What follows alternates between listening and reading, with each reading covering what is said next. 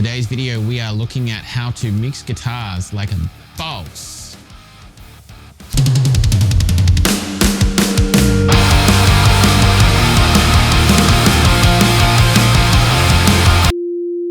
Welcome to Earthtide Studios. I'm Zach Knight, and in today's video, we are looking at how to mix heavy guitars in modern productions.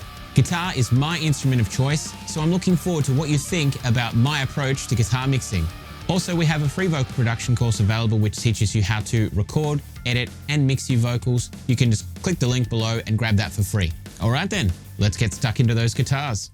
So we're in Cubase and we've got the song that we're looking at today for guitar mixing. This is Phoenix by Color and Shade. It's a song that I had a lot of fun producing and recording and mixing towards the end of 2019, start of 2020. And let's just have a listen to what the chorus sounds like with the guitars that we've got here. Burn it down and bring the reaper. I'll be the heart, you'll be the flame, and then it's just dessert. Burn it down and bring the reaper. I'll carve a word to bring you back, and then So as you can see, there's quite a lot of guitar stuff happening there in the chorus, but the guitars really just sit in the mix. They have their place. They fill up a lot of the sound because distorted guitar is a very sort of broadband signal. It takes up a lot of frequency space, but these guitars sit really nicely. Now, let's actually hear what the rhythm guitars sound like on their own. Now, you'll probably note here looking, you can see that there's actually 4 takes of rhythm guitar in the chorus. This is a production technique called quad tracking, and effectively what it's doing is it's filling up the sound of the guitar space a bit more by actually, one, making sure you've got 4 really well played takes of the same part. You can usually do the main takes with one guitar and the other takes with a different guitar if you want to have a different kind of sound, or you can just do it with the same guitar that I did in this song. I used an ESP Eclipse 2, which is my, guitar of choice. I love it. You might have seen it on some of the other videos that I did in the channel. But let's have a listen to, and basically quad tracking, sorry, by the way, it's a thing that you don't want to do across a whole song. If you look at this session here, you can see it only appears in certain places, which in this case, those are the choruses, and it basically makes it fuller and spreads the stereo, spectrum of the song a little bit more. If you actually have a look here, you can see that I have different panning on the quad tracking. So the quad tracks are left 80 and right 80. And I believe that these are the same guitar tone, but just a different take. Sometimes people use a different guitar tone as well. You might use a different amp or a different amp sim. Anyway, let's listen to what these guitars sound like, just straight out of the bat on their own, just the rhythm guitars.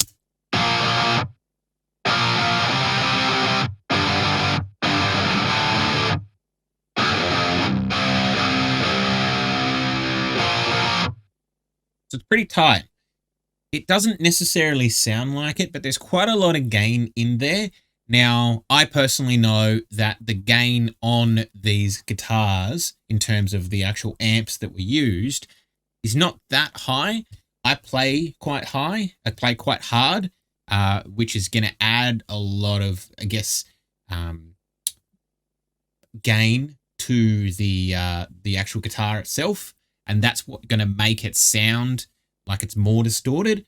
It's somewhat of a common thing in heavy music. It doesn't necessarily mean that that's for everybody.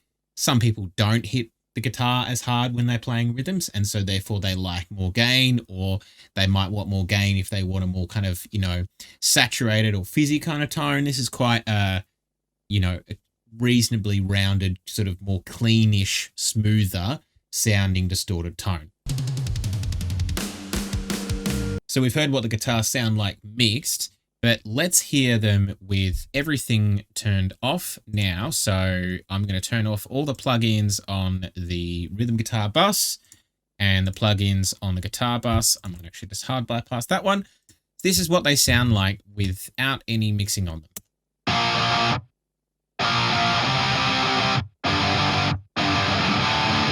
And I'll just play the rhythms, just the main rhythm left and rights without the quad track.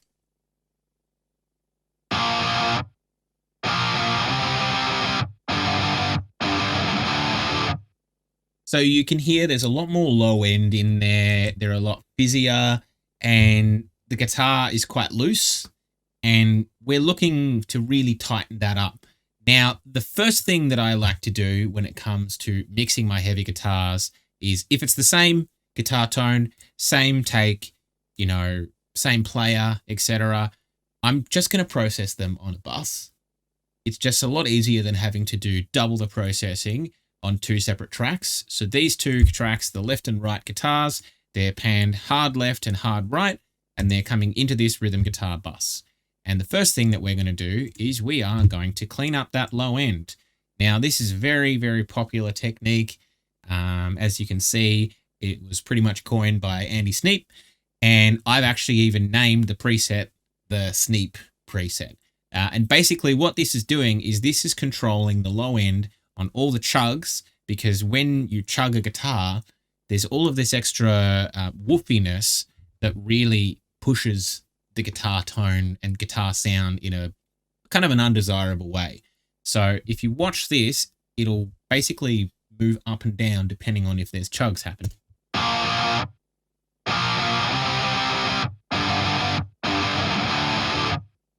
And without it,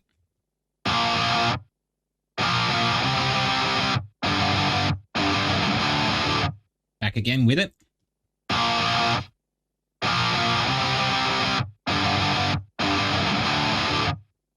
So as you can see, it's really tightening up that low end part around where there's the chugginess happening, or when the guitar is striking a bit harder, especially if you've got, you know, something a little bit more metal where there's a lot of palm muting happening. This is a really important thing to do very early on in your mixing chain. As you can see, I've actually even done this before I do my first instance of EQ.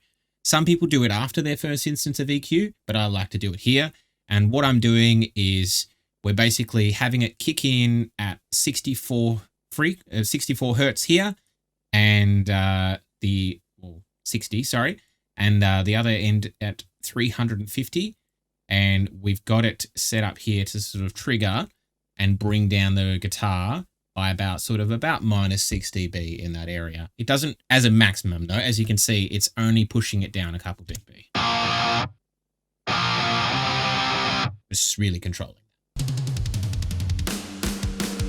Moving on to EQ. So I am using FabFilter Pro Q2 for my EQ here on the guitar. And as you can see, it looks like I'm doing a lot, but I'm actually really not doing that much when it comes to the EQ on these rhythm guitars. So we'll just take this down. You can see this is showing the range of what the plugin is showing in terms of visually how much you're seeing. That's at a 12 dB range. So we'll take it to 6 dB and it looks like quite a lot, but then you take it to 30 dB and they're all really small moves here, just dealing with annoying frequencies. So let's take it here and let's play without the EQ.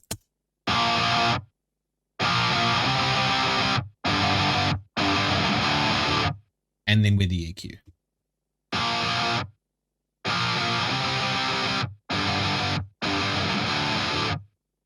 So it's basically just removing unwanted frequencies and controlling some of the harshness in the guitar. The most important moves that have been done here are really sort of only about 3 or 4 moves. The first of which is going to be this one here, removing the low end. And I've done 85 to 86 hertz here. This is the thing that you want to play by ear depending upon the guitar performance that you've got. Sometimes you want to remove the low end all the way up to maybe 95. Sometimes I've seen people do it to 100. Sometimes people bring it all the way down to 70. You'll need to listen to this on headphones or on some good speakers to be able to hear this, because it's just mostly low end rumble, but I'll play it for you now.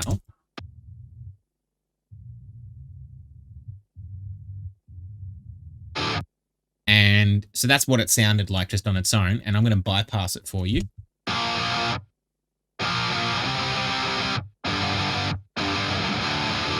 And turn it back on.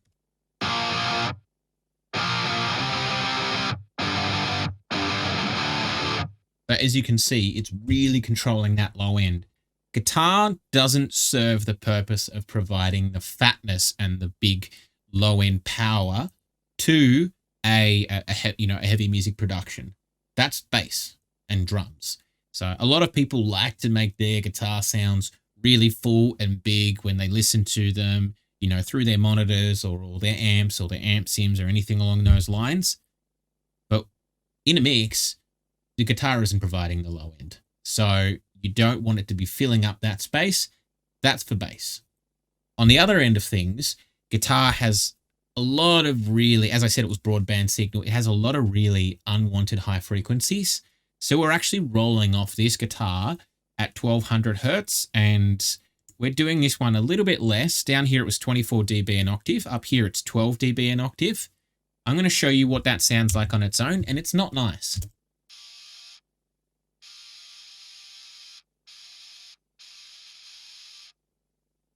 Sounds pretty horrible and really fizzy, and it's just, you know, harsh to the ears. We'll turn it off and you can hear the difference.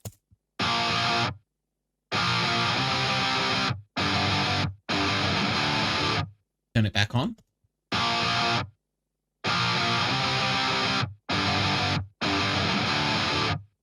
So much more pleasant to the ears. Now, everything else that I've done here, I said there were about 3 or 4 moves that were the most important things. These two moves here, you know, your high pass and your low pass filters are the most important things. Following that, the next thing you want to be taking care of is dealing with any of the extreme harshness that the guitar has. So it's usually the phrase is usually nuke the 4K. It's usually sitting around 4,000 Hertz, but it can range anywhere from 2,000 to 4,000 Hertz. So I've got a couple different things here. I've got one sitting at 2,700, which is only taking out about 3 dB. One sitting here just a bit above that, another 3 dB. Then we've got just under 5,000 Hertz, getting about 2.5 dB. 6,600 or 6.5K, getting rid of 2.5 dB. Just under 2K, getting rid of about 3 dB. Let's have a listen to what these different things sound like.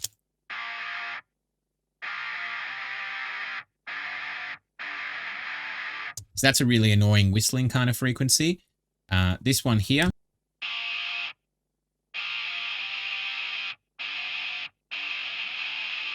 That's pretty horrible right there. Another one.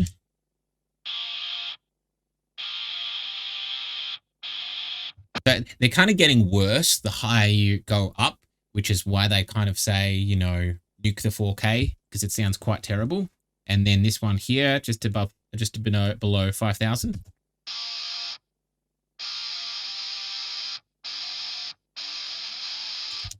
And the one at about 6.5.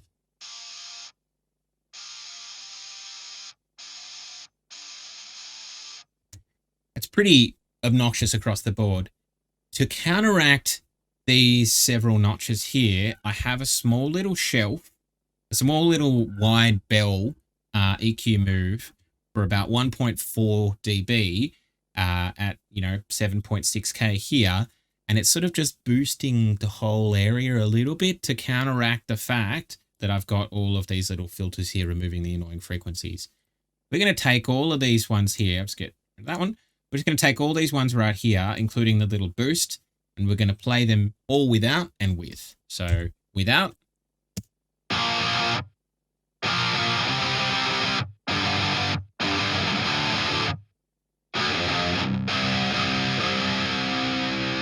With.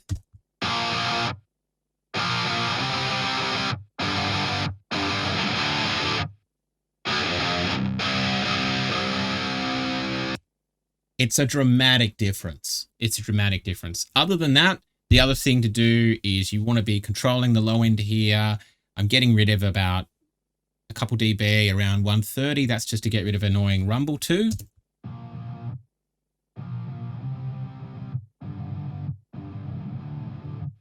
another little bit more at 230 because C4 was just not quite doing what I needed with the first setting. And then we've got a little bit more notching going on here. This was a tough one right here. Quite horrible right there. And then this is probably the other most important move. Usually I take off something anywhere between sort of 500 and 800 hertz, and I do sort of somewhat of a wide-ish kind of scoop. It's called scooping the mids, basically, scooping some of the mid frequency out.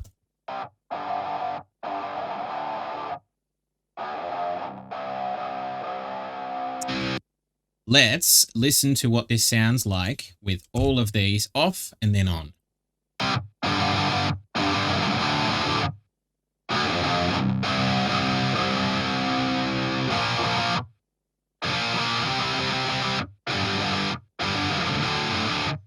And so, as you can see, it really cleans up that tone. Now, let's listen to the whole thing with the EQ off and then on again.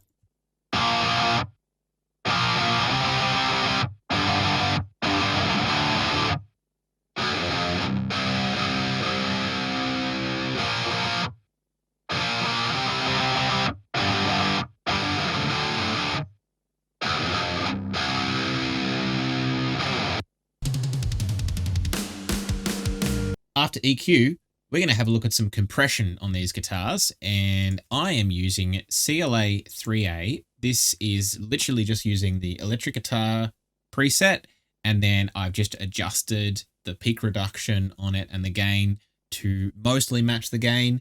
It's going to be a touch louder just because I wanted to boost the volume a little bit of the guitars, and it's just really easy to do it with this plugin. And I'm really sort of trying to hit between 3 to 5 dB of gain reduction with the guitars. Sometimes it pushes to 7, but usually I don't want to do that hard. Also, with this plugin, make sure you turn off the analog sound. I don't know why Waves have that in their plugins. I don't really like it. It just adds extra noise to the mix. Let's listen to what it sounds like with it on.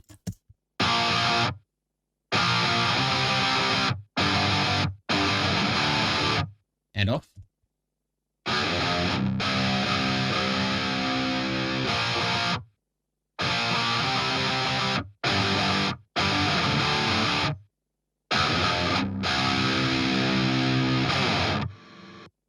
Really what that is doing is it's just tightening up the guitar, helping control some of the wayward dynamics there, and it's adding a little bit of saturation to it as well. And it's just really bringing the guitar a little bit more focused into the mix. It's not an absolutely necessary thing when it comes to processing heavy guitars. I'm a big fan of it. I got the idea of it from Jordan Valoriat, and it sounds great, and I used it in a lot of my productions. It's one of my choice things to do, but if you're not a fan of, compressing guitars more, because distorted guitar is already quite compressed, then, you can always skip this step. Next up, we're looking at saturation, and I'm using a couple different things here to add some saturation to this guitar, just because I found that because of the EQ moves that I had to make on this guitar, I really wanted to bring a little bit more life back into the guitar after getting rid of a lot of those harsher frequencies. You might not necessarily feel like you want to do this much saturation in your mixes if you don't have as much to remove your guitar from your guitars, or just frankly, if you don't want the mix to be as clean sounding as I had with this one.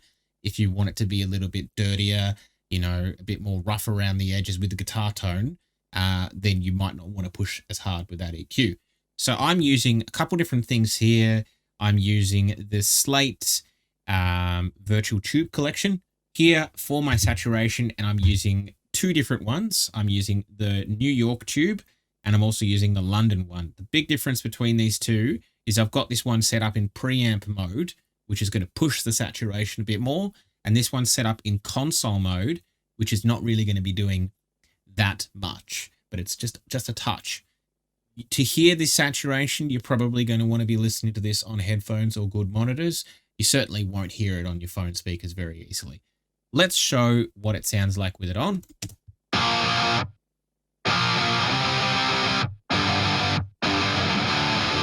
And off.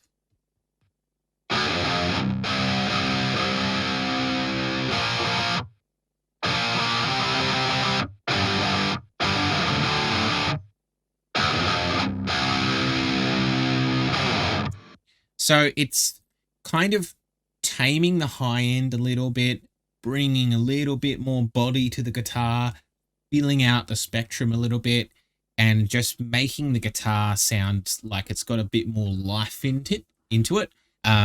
Just have a listen again. I'm just going to play through and turn it on and off.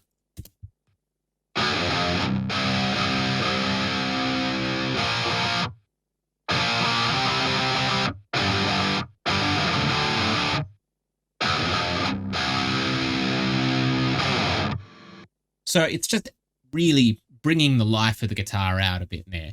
On the virtual tube here for New York, I've got it sitting at about just under 3.5 saturation, and I've got it sitting at about 2 here on the London one, and both are sitting at 100% mix. So I have one other saturation plugin that I'm running as well, and this is a pretty classic one that a lot of people like to use. It is Virtual Tape Machines from Slate.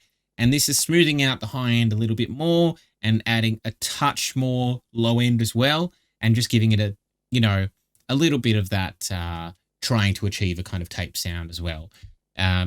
In this plugin, one of the really important things you want to do is you want to make sure you've got your hiss auto mute on, adjust the bass alignment that it adds there to make sure it's sitting at 0 dB, and bring the noise reduction down a little bit. So I've got this sitting here at 30 IPS on the FG9 tape, and I've got it sitting at a 1/2 inch 2-track machine. Have a listen to what it's doing.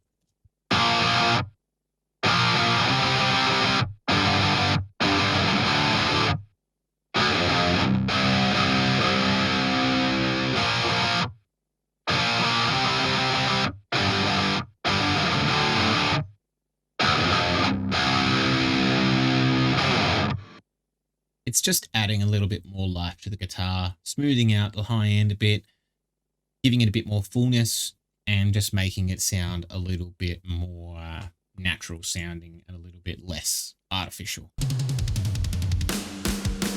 Lastly, on the rhythm guitar bus, we are looking at limiting here, and the reason that I'm doing my limiting on the distorted guitars is because I really want to be controlling the volume that they're pushing out across this mix.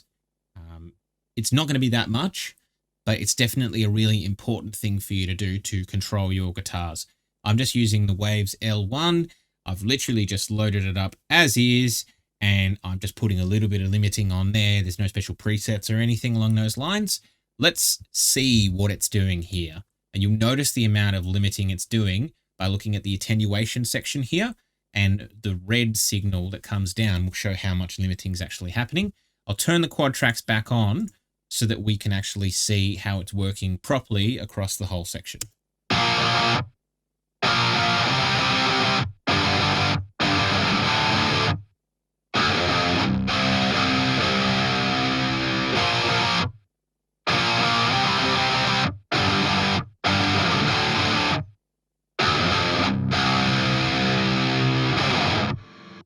As you can see, it's pretty hard to really hear the difference, but it's really easy to see that it's actually doing a decent amount, and it's just making sure that the guitars there are really being held at that same consistent volume, because there's differences in the performance. Every single note that's played across those 4 different takes, it's not the same intensity. There's not exactly the same kind of, volume that's been pushed out. So it's important that you want to control them all at the same time without, doing anything untoward to actually, cause any, negative effect to the actual guitar tone itself. Listen to it one more time.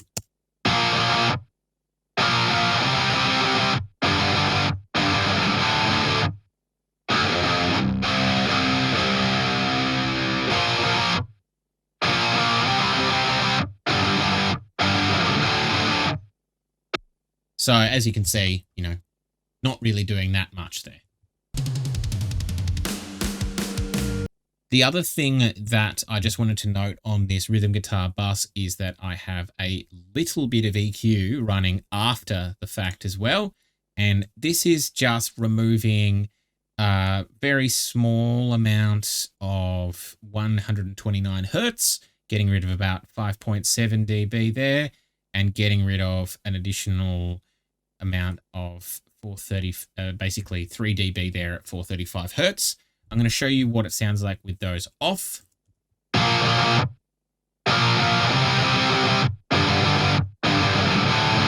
And on.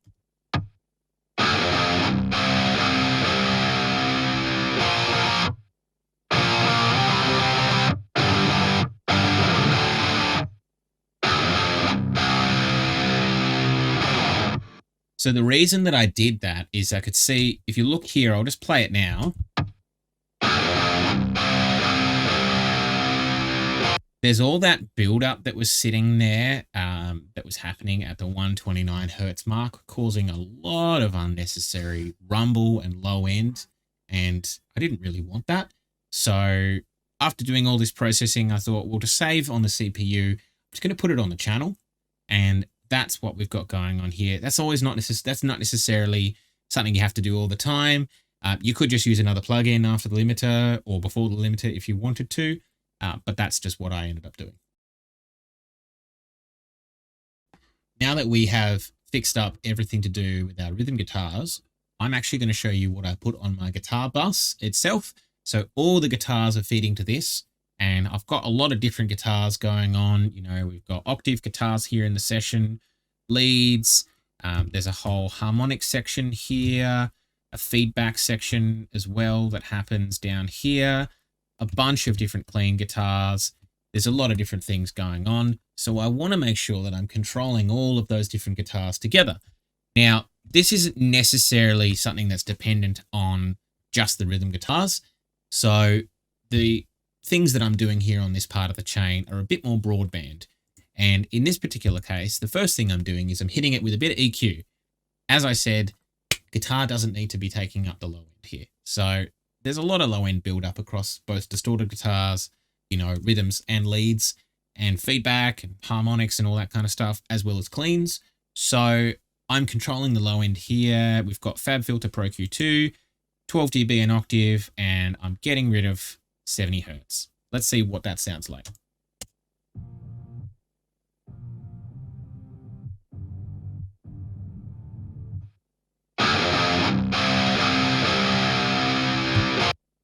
As you can see, you know, it's just getting rid of more unwanted noise. Let's play all the guitars.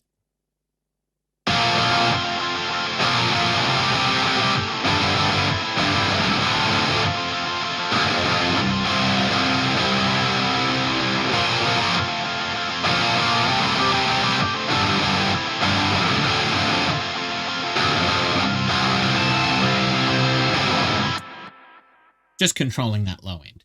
The other thing I've done here as well is we've gotten rid of a little bit more of that high end. It's really not that much. We're sitting at, you know, just under 15.5K, rolling off at 12 dB an octave and just getting rid of this. That's vocal range and cymbal range. You don't need guitars up there. So this is just a nice way of cleaning up your whole guitar bus. We'll play it without and with.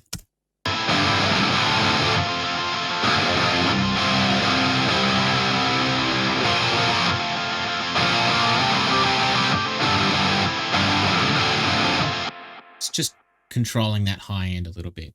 And it's also a really useful thing to do because here I actually have a boost in the high end. This is not something that I'm always doing on guitars, but it's definitely something that I like doing in this particular song because I wanted the guitars to sound a little bit brighter because there's so much vocal stuff going on in this chorus. So at 6K, I've got a little bit of a shelf here, 1.5 dB. This, you know, removal of the high end past that is very useful when dealing with this shelf because you don't want to be boosting stuff past 15K. I'll show you what the guitars sound like with and without this boost in the high end.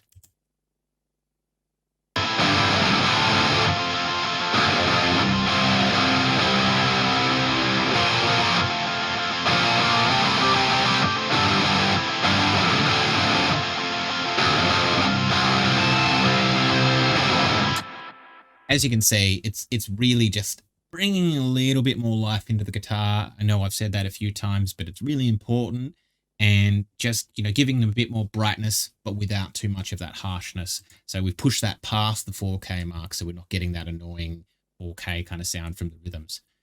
After that sort of EQ, the next thing we've got another set of virtual tape, effectively doing the same thing as what I had on the rhythms, but this is just across all of the guitars. I'm just going to quickly play with and without.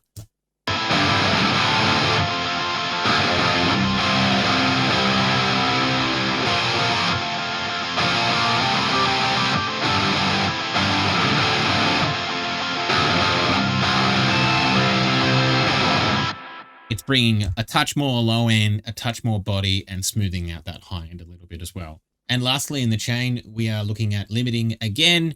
No surprise, you know, we did that on the rhythm track. We've got a little bit of limiting on all of the different tracks. And I'm using the same limiter, the L1 from Waves, not doing that much, just controlling the volume across all of the buses. Let's listen to what it's doing, and you'll notice the attenuation, of course, here.